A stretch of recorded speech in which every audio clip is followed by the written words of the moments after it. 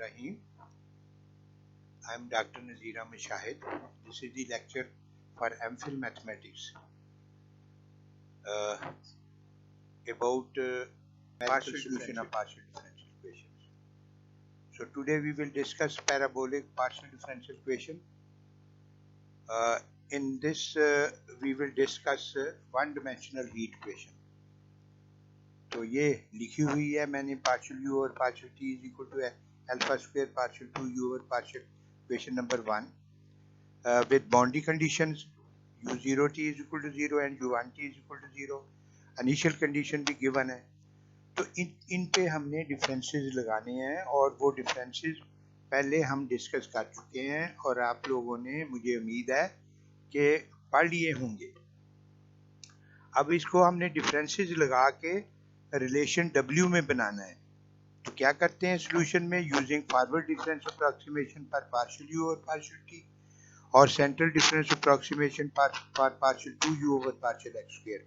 तो इक्वेशन 1 क्या बन जाती है, ये देखो u फॉर्म में.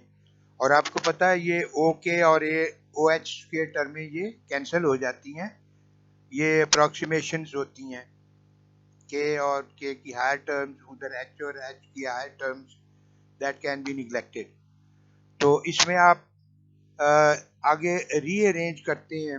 U को W में चेंज कर लिया है और आगे रीअरेंजमेंट के साथ ये equal to K alpha square over H square, ये जो फैक्टर है इसको लैम्डा रख लिया है.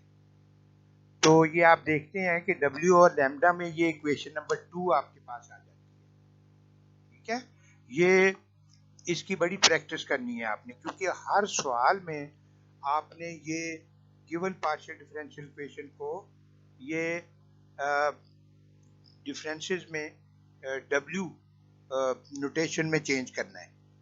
तो ये जो है ये आगे जाके ये रिलेशन जो इक्वेशन नंबर 2 का, ये आप डायरेक्ट यूज कर सकते हैं, मगर बेहतर होगा कि वो आप बकायदा ये सारी सब्स्टिट्यूशन करके डिफरेंसेस की, तो ये आप डिराइव करें पहले, फिर आगे चलें. तो अब ये इक्वेशन नंबर 2 बन गई है, which is ready for application. अब J0 अगर रखें इसमें, ठीक है ना, J0 I1, J0 के साथ एक इक्वेशन आ गई, इसमें I1 पुट किया तो W11 निकल आया. W0 0 होता है, वो इस तरह सब्स्टिट्यूशन भी करते जाना है. I2 ये दूसरी इक्वेशन आ गई और इस तरह से ये आपने अकॉर्डिंग टू दी प्रॉब्लम, ये जनरल डिस्कशन है, तो प्रॉब्लम में आपको पता चल जाता है शुरू में कि कहाँ तक जाना है. तो ये इसमें I3 के लिए नेक्स्ट इक्वेशन है, फिर IN-2 और IN-1 के लिए रिलेशंस हैं.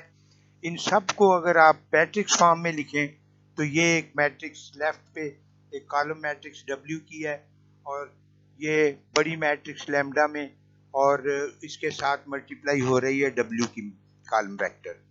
तो इसमें आप देखते हैं कि यहाँ पे जो कोफिशिएंट मैट्रिक्स है ना, वो डायगोनली ट्राई डायगोनल सिस्टम का हमारे पास मैट्रिक्स बनता है, और इसीलिए मैंने ट्राई डायगोनल सिस्टम पहले ही पढ़ा दिया है, आप लोगों ने पढ़ लिया होगा.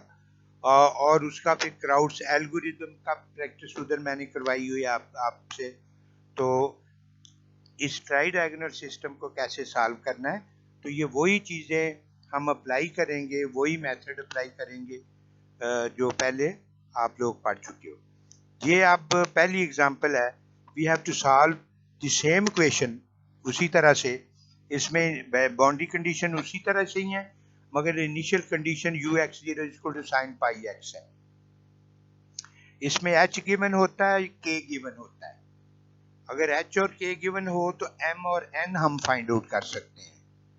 अगर m और n गिवन हो तो h और k फाइंड आउट कर सकते हैं.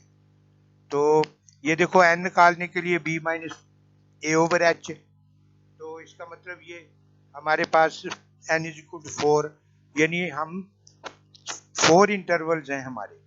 इसी तरह m भी हम फाइंड आउट कर सकते हैं t ओवर k रख के. तो ये चीज़ें इसके साथ एग्जैक्ट सॉल्यूशन भी गिवन है, क्योंकि एंड पे हम एग्जैक्ट सॉल्यूशन भी निकालेंगे. ये वैल्यूज पुट करके फिर कंपैरिजन कर लेंगे, एरर भी नोट कर लेंगे। तो इस तरह से लैम्डा भी कैलकुलेट हो गया, क्योंकि अल्फा के एच सारा कुछ चीज़ें गिवन है, तो लैम्डा 1 आ गया।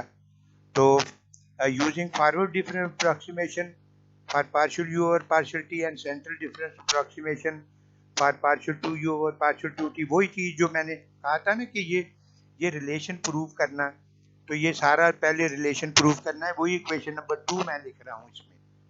बाकी वो आपने उसी तरह सारा यहाँ तक आना है। तो इसमें ये Wij+1 is equal to this, ये रिलेशन आ जाता है। ये याद रखो कि इसमें जो फॉरवर्ड डिफरेंस मेथड है ना, इसमें i की वेरिएशन होती है 1 से n- तक, n-1 तक, और j की वेरिएशन 0 से शुरू होके m तक होती है। m और n हम ऊपर निकाल लेते हैं, वहां से हमें पता चल जाता है कि हमने i की वेरिएशन कितनी लेनी है और j की कितनी लेनी है। j 0 रख के i1 to 3 लेंगे, फिर j1 रख के i1 to 3 लेंगे, तो यहाँ से हमें ये पता चल जाता है कि आगे हमने करना क्या है। तो ये देखें आप, जो हमारी इनिशियल कंडीशन है ux0 is equal to sine pi x, उसमें उसको w की फॉर्म में ये कैलकुलेशन शुरू में कर लेते हैं, क्योंकि ये चीज़ें आगे यूज होनी है। तो wx0 को wi0 लिख लेते हैं, तो x की जगह xi लिख लो, ठीक है। तो w00 क्या निकल आया, साइन पाई 0। तो w10 20 30 ये सारी कैलकुलेशन कर लेनी है, इनकी वैल्यू आगे ज़रूरत है। फिर इंटरवल जो है 0 to 1 वो 4 हिस्सों में डिवाइडेड है, देख लो h 0.25 है, तो इस तरह से ये लाइन पे आपने ये इस तरह मार्क कर लेने हैं पॉइंट्स। अब आपने J0 रख के क्वेश्चन नंबर 2 आपकी ये आ गई, J0 रख के I1 to 3, ये सारी चीजें उसमें आपने सब्स्टिट्यूट करके, तो ये W11 फिर W21 W31 ये कैलकुलेशन होती जा रही है। फिर आगे J1 के लिए फिर I1 to 3, पहले J1 के लिए रिलेशन लिखा करें और फिर शुरू किया करें i is equal to 1, i is equal to 2, ये ऊपर वैल्यूज निकल चुकी हैं, वो यहाँ पुट करनी है, और ये इस तरह से ये i is equal to 3 तक हमने जाना है।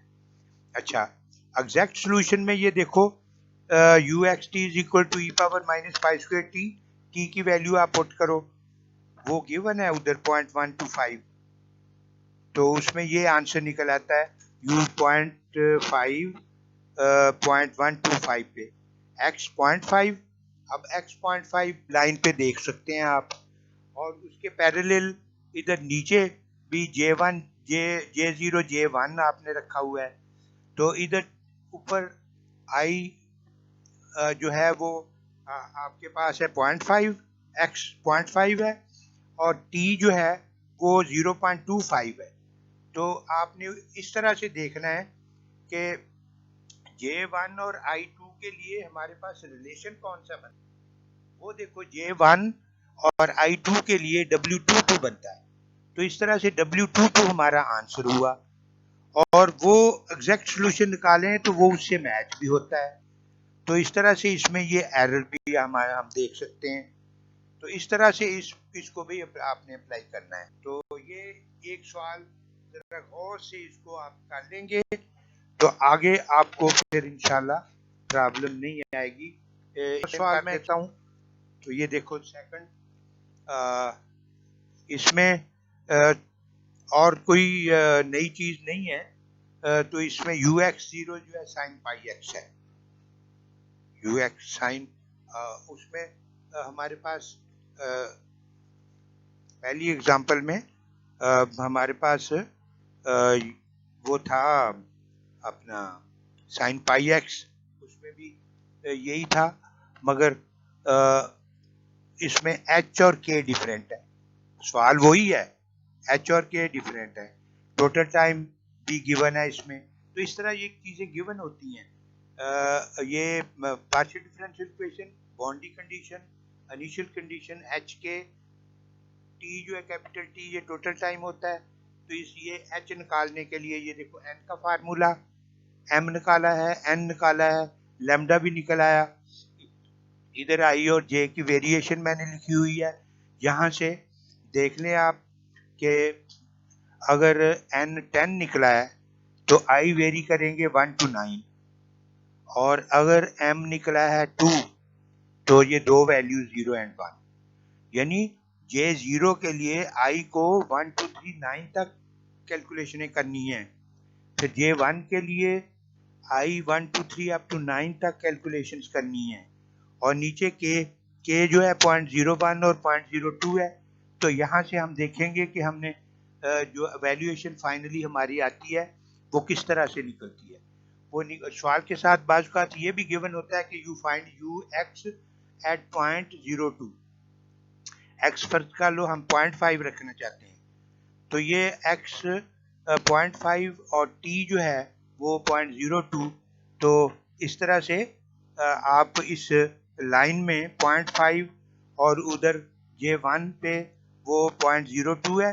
तो इस तरह इनको आप चेक कर सकते हो कि हमें फाइनली वैल्यू कौन सी चाहिए थी। नीचे मैंने ये वेरिएशन बताई हुई है, I0 to 9, J0 to 1। तो I की 6 वैल्यू और J की 1 वैल्यू हो तो ये W52 पे जो वैल्यू निकलेगी वो हमारा आंसर होगा, जिसको हम एग्जैक्ट सॉल्यूशन के साथ हम उसको चेक कर लेंगे। तो इस तरह से ये पहले आपने ये सारी वैल्यूज निकाल लेनी है इनिशियल कंडीशन की। अब आपने वही इक्वेशन जो है हमारी उसमें J0 पुट करके तो इक्वेशन 2 बिकम्स ये बन जाती है। उसमें आई 1 2 और ये देखो 3 4 अप टू 9 सारी कैलकुलेट हो चुकी हैं। ऐसी फिर J1 से शुरू होके ये सारी वैल्यूज निकलती जा रही हैं। हमें कौन सी वैल्यू चाहिए, ये देखो सर्कल किया हुआ है W52। इसकी वैल्यू जो निकलेगी ना वो हमारी एग्जैक्ट सॉल्यूशन के बराबर होगी। तो या अप्रोक्सीमेटली इक्वल होगी, क्योंकि न्यूमेरिकल सॉल्यूशन एग्जैक्ट नहीं होती, इसीलिए उनका फिर एरर निकालते हैं हम। तो इस तरह से ये बड़ा सिस्टमैटिक सा तरीका है फॉरवर्ड डिफरेंसेस का भी और बैकवर्ड डिफरेंसेस का भी। फॉरवर्ड डिफरेंसेस पे आज मैंने लेक्चर दिया है आपको। तो उसकी पहले तो वो रिलेशन आपने बनाना होता है, उसके बाद फिर सारा कैलकुलेशन देख के तो कर लेनी है। तो ये this is the end of this lecture and thank you very much. Wish you good luck.